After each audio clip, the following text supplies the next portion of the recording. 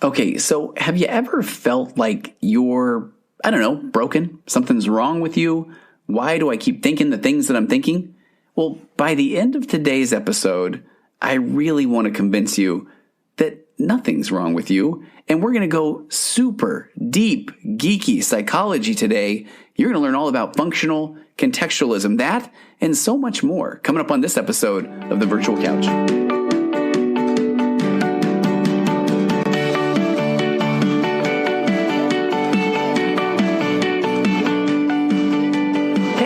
Thank you for tuning in to episode 230 of The Virtual Couch. I am your host, Tony Overbay. I'm a licensed marriage and family therapist, certified mindful habit coach, writer, speaker, husband, father of four, ultramarathon runner, and creator of The Path Back. And it is the all-new, brand-new reboot Path Back 2.0. If you have not been there for a while, if you have been thinking about putting pornography behind you once and for all, and is still being done in a strength-based, hold the shame, become the person you always wanted to be way, just head over to pathbackrecovery.com. There is an all-new ebook, 5 myths that people make when trying to overcome pornography. That doesn't make sense, does it? There are 5 myths. 5 myths to be overcome, 5 myths that are misunderstood. As a matter of fact, that is all the more reason I would highly recommend you go to pathbackrecovery.com and see what the title of that ebook actually is. But I have already been doing some pretty exciting things with the new Path Back Recovery program, including a weekly question and answer call. So if you are interested in learning more about that, you can drop me a note at contact@pathbackrecovery.com. And just right now, go over to tonyoverbay.com, sign up to find out more information about upcoming programs, because the Magnetic Marriage course is coming soon, and it is wonderful. I am so proud and excited of the Magnetic Marriage course. There are some concepts, some things there that are going to help you communicate more effectively with your spouse. And that is, again, coming soon. Dates will be announced soon, but be the first to know about the Magnetic Marriage course and go to tonyoverbay.com and sign up to find out more. And just stop over at Instagram, if you don't mind, at Virtual Couch. I have a couple of people that are just doing some amazing things behind the scenes and putting out some just really good content, taking quotes from my episodes or episodes where there were other guests, and then putting those up on the Instagram page, or also I believe at Tony Overbay, licensed marriage and family therapist, and just encouraging a little bit of feedback and to get some of your thoughts on some of the content that I've been sharing. Now, speaking of content that I've been sharing, this is one of those episodes that I'm just going to go off the cuff. I'm going to read a little bit, but I want to just talk, because this is about acceptance and commitment therapy. If you've listened to The Virtual Couch for a while, you will know that is my therapy modality of choice. Acceptance and commitment therapy has been an absolute game changer in the way that I act and practice as a therapist, and it is not that I am putting down any other modality or type of therapy. I was schooled out of grad school as a cognitive behavioral therapist, and just really quickly, I'll give you my passionate speech. Cognitive behavioral therapy is wonderful. A lot of motivational speakers work off of that. A lot of amazing life coaches work from a cognitive behavioral therapy lens, and a lot of therapists. It's the major modality that's taught in therapy school and grad school because it's been around for a long time. And cognitive behavioral therapy will say that your thoughts lead to your emotions, and your emotions lead your behaviors. Now, that is very simply put. And so the theory behind that, and we'll talk more about this in a minute, is that if you change your thought, and it works from this paradigm of considering your thoughts as automatic negative thoughts. It's a cute acronym of ants, and you're going to stomp out the ants, or it's your stinking thinking. And any of those acronyms or that concept is saying that you have these automatic negative thoughts that just come up, and then that leads to an emotion, and then that emotion leads to a behavior. And again, I was a practicing cognitive behavioral therapist for many, many moons, many years. And then after attending a training on acceptance and commitment therapy, it just changed everything in my life and also in my practice. So acceptance and commitment therapy says instead of looking at that as, hey, what's wrong with me? My thoughts are wrong. My thoughts are automatically negative, or that I'm broken of some sort. It's saying that, no, you actually have the thoughts, feelings, emotions that you have because you're a human being. And you have been through all of the life experience that you've been through up to this point that causes you to feel, think, or behave the way you do. And again, it's because of your nature, your nurture, your birth order, your DNA, your abandonment, your rejection, your hopes, your fears, your dreams, your losses, that all of those are unique to you as an individual. And that is why you think, feel, or behave the way you do. If you didn't have the thoughts, feelings, and emotions that you had, then I often interject in there that you may be a robot or perhaps a psychopath, which I don't believe that you are. So you are human, and that is why you have the thoughts, feelings, and emotions you do. Hey, I know that the significance of what I'm doing right now might not even seem like a big deal because you're just listening to the podcast. But after I edited the podcast, I just had this aha moment, this epiphany. So I came in here and split the file, and I'm recording this on Tuesday morning, really early before I released the podcast. But first of all, and I really didn't mean this to be an ad, but I was editing with the software called Descript that I've mentioned in the past that is made or created by wizards and magicians. And I'll have a link in the show notes, but basically I upload this audio file that was already done and put it into Descript, and then I say remove filler words, and it shows all the uhs and ahs, and it is amazing. I mean, it makes me realize how often I say and ah. But I'll put a code, or not even a code, a link in the show notes. So if you want to go check out Descript, give it a shot, because it's next level, it's future. Again, magicians and wizards have created it. But I'm about to just go big on this whole concept in acceptance and commitment therapy called functional contextualism. And I got on a roll. I mean, this is stuff that I could talk about all day. So prepare for the passion. But before I even go there, the epiphany that I had is we're about to talk an awful lot about thoughts. And so I was looking back through the book, The Confidence Gap, last night as I was falling asleep, which led to some pretty crazy dreams. I'm not going to lie. But I was reading the chapter on thoughts again, and I wanted to just throw a couple of things out there before I get into the meat of this episode. What are thoughts? So Dr. Russ Harris in the book, The Confidence Gap, says thoughts are words and pictures inside of our head. And it can be that simplistic. There are a ton of different categories of thoughts, including memories and images and fantasies and beliefs and ideas and attitudes and assumptions and values, goals, plans, visions, dreams. So there are all kinds of thoughts, but in a nutshell, they are words and pictures inside of our head. But often we just give them so much value. And he also talked about that if you kind of step back and look at your thoughts, our thoughts have a tendency to be negative. And earlier in the book, The Confidence Gap, he talks a little bit about how our brain has evolved to go to this kind of naturally negative vibe. But he says, again, that's perfectly natural and normal because the human mind is very quick to judge and criticize and compare and point out what's not good enough. And that, in essence, is telling us what we need to improve upon, even if it's not necessarily something that we care about. And so although our culture bombards us with the messages about the importance of positive thinking, I think it's important to note before I go big in this episode that the simple fact is the human mind has evolved to think negatively. And so then he goes on and just talks about some really great reasons why we've evolved to be a bit of negative thinkers. But one of the things that I wanted to bring up before I just jump in here big is this concept that we often hear that your thoughts control your emotions and your emotions control your behaviors. And so I just wanted to read out of The Confidence Gap.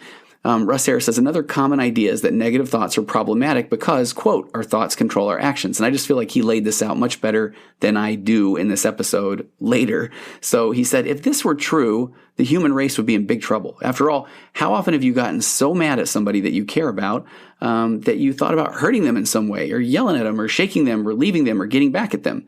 And I love how he kind of has an aside there where he says, be honest with yourself. We've all had these thoughts at times. So now just imagine if those thoughts had actually controlled you, if you had actually gone and done all those hurtful things. What would have happened to your closest relationships? Would you still even have any friends left?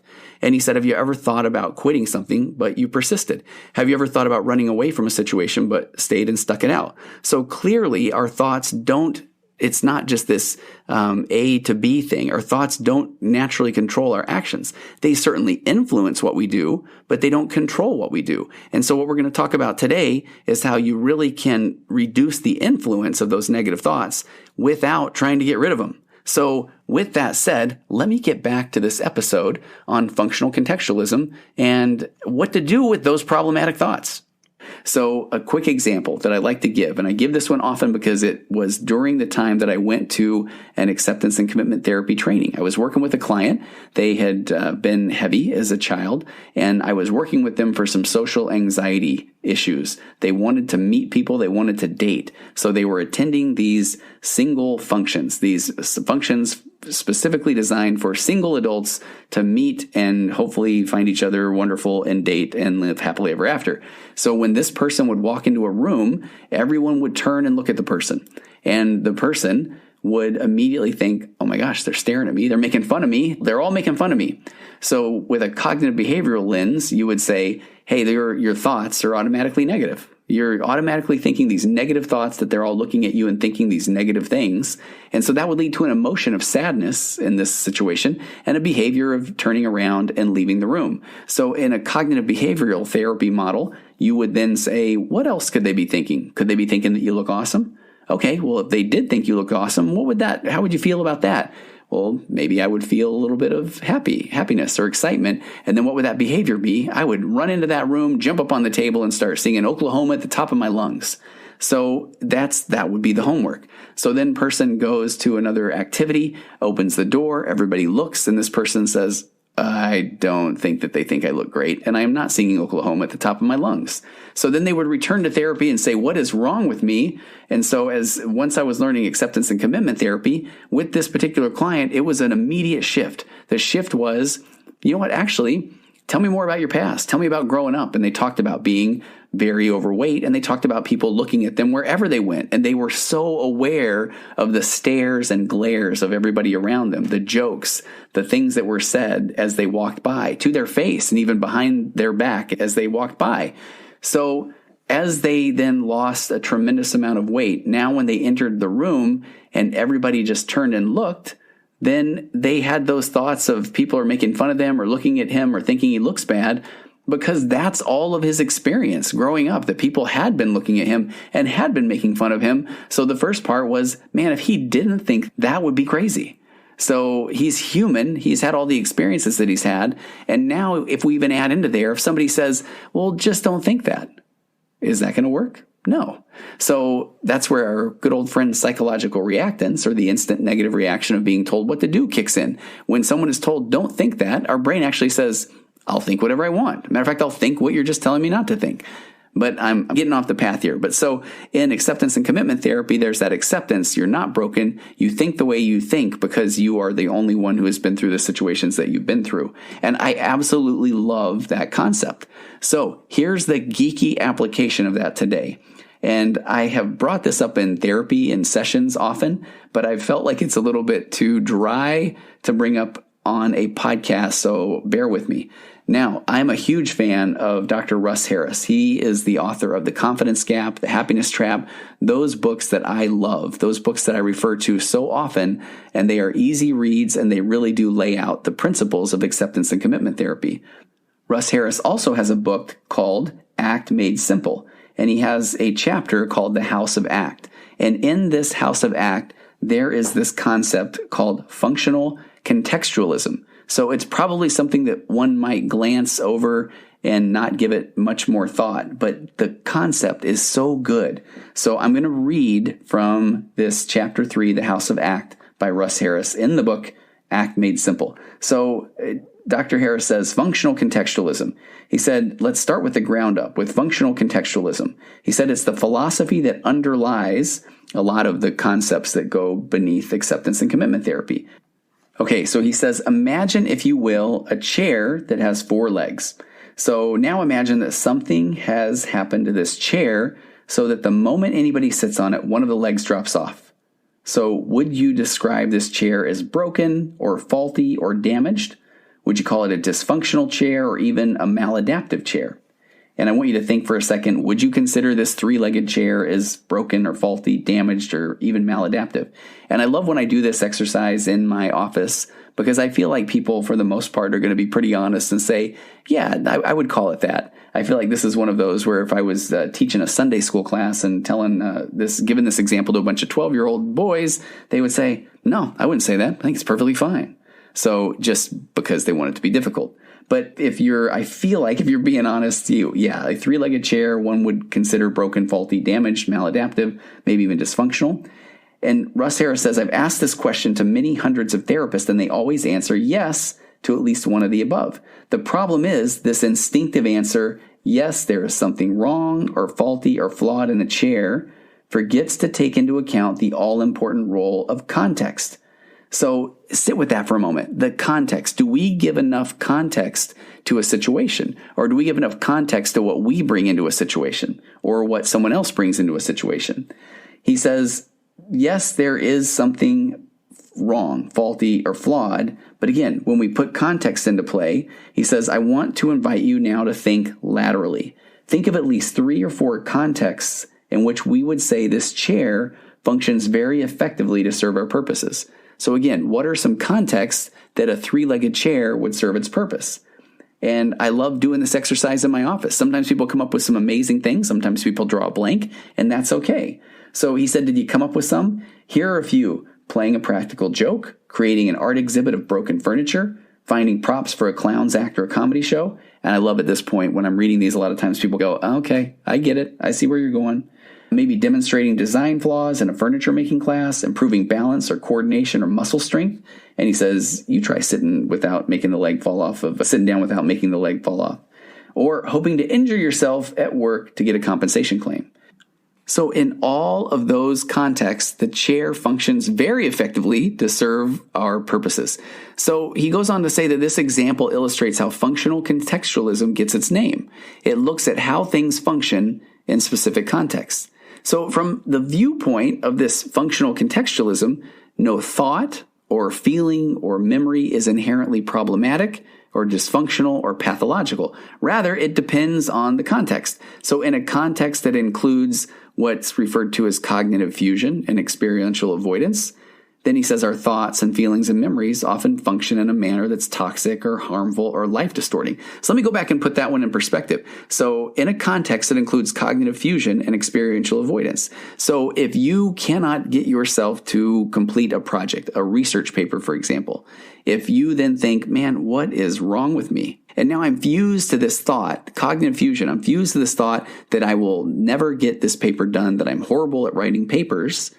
Then that leads to, it's called experiential avoidance, which is in essence, I'm going to avoid this. I'm going to do something else. I'm going to turn to something else right now because I just fused to this thought that I will never finish this paper, that I don't know what I'm talking about. I'm horrible at papers. And look at all those ways that your brain is trying to fuse you, hook you to this story of, I don't even know what I'm writing about. I'm not even good at this subject. Because if it can fuse you to that thought, then you will avoid writing the paper. So there is that experiential avoidance. So he said again, if the context includes cognitive fusion and experiential avoidance, then our thoughts, our feelings, our memories often do function in a manner that's toxic or it's harmful or it's life distorting because you're not going to write the paper and then you're going to get the bad grade and you're going to feel like, what's wrong with me? And all of a sudden I'm failing out of school and I'll never have a career. And so in that situation, those thoughts are toxic, harmful, life distorting. He said, however, in a context that includes diffusion and acceptance, i.e. mindfulness, then those very same thoughts, feelings, memories function very differently. They have a much less impact and influence over us. They still might be painful, but they're no longer toxic or harmful or life distorting. And more importantly, they don't hold us back from valued living. So this was a legitimate session that I was talking with someone recently. So they did need to finish a paper. And so if they have a value-based goal of education or completion or follow through, then the fact that they aren't even sure if they know the subject or if their brain's trying to hook them to one of these stories, it's trying to get them to fuse to the story of, what if my paper's bad? What if I haven't prepared enough? What if I don't get it finished? So in any of those situations, if you fuse to that thought, then you don't have to write the paper. But diffusion, so in context, those thoughts in context, if you defuse from those, if you just thank your brain for watching out for you, okay, thank you, brain. I may not know everything I need to know about this subject. Or, all right, that's a fair point. I might not get a good grade on it. Or even better yet, you're right. I might not finish in time. Thank you for filling me in on that. Thank you for making me aware of that. I know you're looking out for me. Then in that context, you defuse and then accept that. So, okay, I could have studied more. Acceptance. Or, all right, I might not get the best grade. There's some acceptance. So acceptance and then diffusion, and all of a sudden, those thoughts in context, they just aren't really a big deal. They don't hold you back from valued living. You continue to turn back to that paper and continue to write the paper. Your brain will still try. Hey, you're not making very much progress. Okay, thank you, brain. I appreciate the warning. I appreciate the heads up. I'm not even arguing if that's a true or a false statement. That's not a very productive one for me trying to get this paper done. So models, and here's what gets really cool. This is why I like the whole concept of functional contextualism.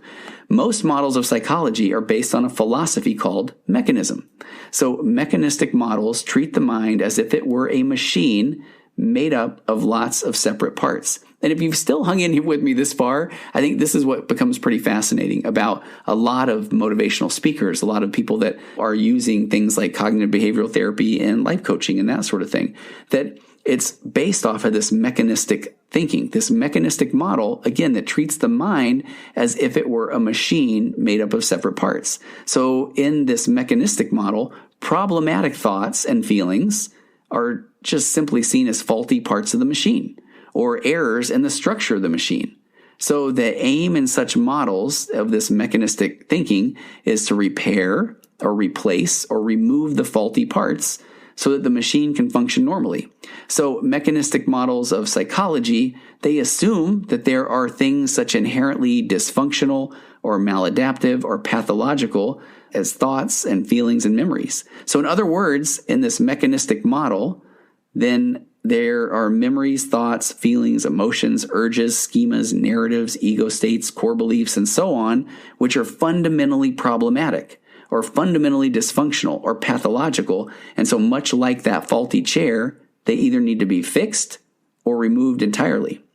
So mechanism has been the most successful philosophy of science in most scientific fields. So it's not surprising that most models in psychology are based on some sort of this mechanistic philosophy.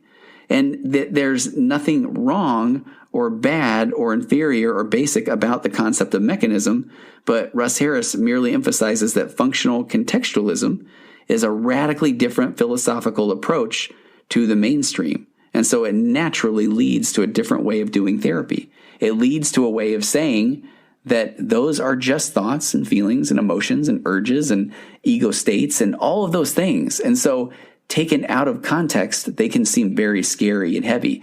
Taken in context, it's just your brain trying to protect you, your brain trying to warn you, your brain trying to stay in this path of least resistance. So it's so important to just learn the concept of context.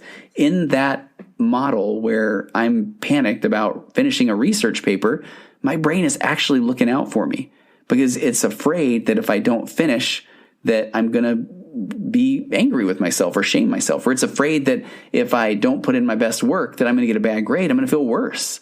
So even the concepts of things like anxiety, it's there to protect us. It's there to keep our brains in this fight or flight state, in theory, to keep us safe, to keep us nimble and ready to run and ready to flee, because we're afraid of the unknown. And I love talking about this concept. While I have this soapbox, let me continue. Our brains are designed as a don't get killed device. That is what they do. And they have this idea, and this is so funny when we're talking about our own brain, because I'm thinking of mine right now as I'm thinking about it, which I think is meta, as the kids say. But our own brains believe that they just have this finite amount of electrical current or electrical activity. So the brain's goal is to chill and relax. So the more we think of patterns of thought, the more we do patterns of behavior, the more our brain says, I think this guy's going to keep doing this, or I think this guy's going to keep thinking this.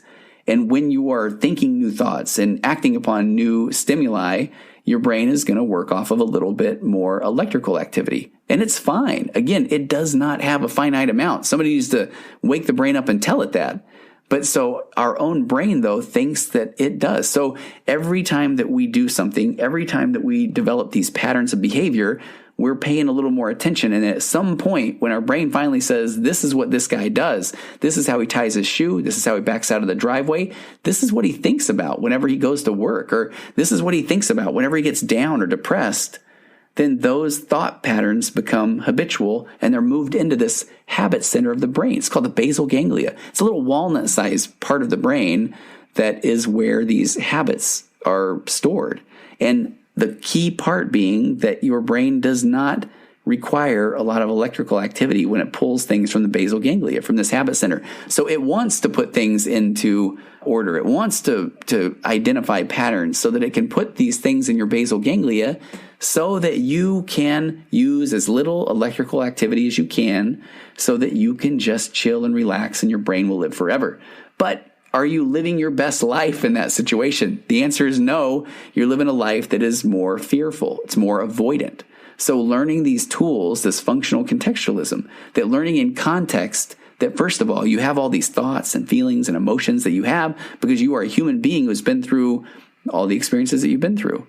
And now when we can identify what really matters to you, what are the values that are core to you, not the ones that your parents have told you would be important, your society has told you would be important, even your church, your work, the society just, when you're told, here's what you should do, here's what you should think, here's how you should believe, then nobody likes to be shit on. So the more that we figure out what our particular unique gifts in life are, and we all have these unique individual gifts and perspective and talents and takes, and it's a matter of when we find them, then we start to move toward them. Those become our value-based goals. But then here's that part I just laid out for you. It's scary. Your brain thinks, I don't know what's going to happen if this guy follows his dream or follows this new path. So I'm going to throw up a lot of what ifs. And if I can get him to hook or fuse to one of those what ifs, then he's not going to go off and do something scary. He's not going to go off and try to learn some new skill or put himself in a new relationship that might hurt him. He's not going to put himself out there and be more vulnerable because that maybe hasn't worked in the past, and I'm worried about if it's going to work in the future. And bless your brain's little peak squishy heart that it's still just trying to do you a favor, a solid. Our brain looks to the past and says, hey, this happened. And the most productive, powerful thing that we can do is say, thank you, brain, that did happen. And I appreciate the information. And then it'll say, what if this thing happens in the future? And then the same concept. You know what, brain, that is a very good point. And I will be very aware that could happen in the future. But all I can deal with is what I have in front of me, what is right now. And even then, here comes anxiety saying, okay, what if, though, I'm a little bit scared? There's a lot of stuff going on here. And even then, we learn to turn to our breathing, a little bit of mindfulness, try to lower that heart rate, get that cortisol level down, and we can be as present as we can, and we start to turn toward those value-based goals. And then that is when we can start to move toward a more productive, a more just rich, fulfilling life. Because life is to be lived. Life is to be explored and lived.